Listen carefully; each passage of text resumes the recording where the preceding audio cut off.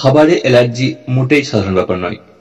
কেউ দুধ খেলে বমি করেন, তো কারো চিংড়ি মাছ খাওয়ার পরই সারা গায়ে র্যাশ বেরিয়ে যায়, কারো বেগুন খেলে গলা চুলকায়, তো কারো আবার ইলিশ খেলে অম্বলে গলা বুক জ্বলে।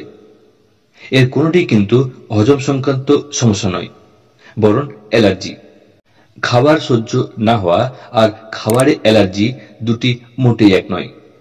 বেশিরভাগ ক্ষেত্রে ভুলটা হয় এখানেই। নির্দিষ্ট কিছু খাবার খেলে বমি হওয়া বা অম্বল হওয়ার সমস্যাও কিন্তু ফুড অ্যালার্জির কারণে হতে পারে। আসলে অনেকে ভেবে নেন অ্যালার্জি মানে হাঁচি, কাশি বা ত্বকের সমস্যা, কিন্তু তা নাও হতে পারে। ফুড অ্যালার্জির নানা রকমের লক্ষণ রয়েছে। সতর্ক না হলে শরীরেরই ক্ষতি। ফুড অ্যালার্জির নানা ধরন। নানা রকম খাবার থেকেই অ্যালার্জি হতে পারে। আপনার কাছে যা সুখাদ্য, অন্যের কাছে তাই ভয়ের কারণ। যেমন দুগ্ধজাত খাবারের ক্যালসিয়াম হাড়ের জন্য ভালো।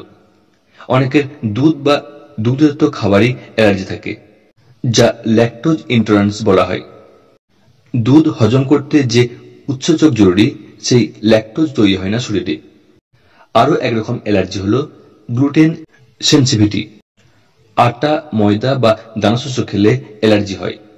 গম, বার্লি এবং বেশ কিছু দানাশস্য, বাদাম থেকেও হতে পারে গ্লুটেন অ্যালার্জি।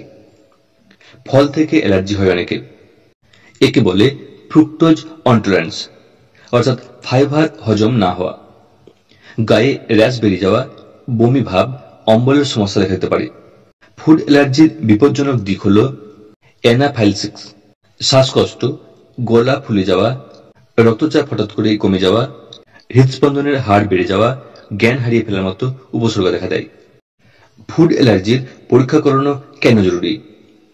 পরীক্ষা করালে ধরা পড়বে ঠিক কোন কোন খাবার খেলে অ্যালার্জির সমস্যা হতে পারে। সেই খাবারগুলি এড়িয়ে চলাই ভালো।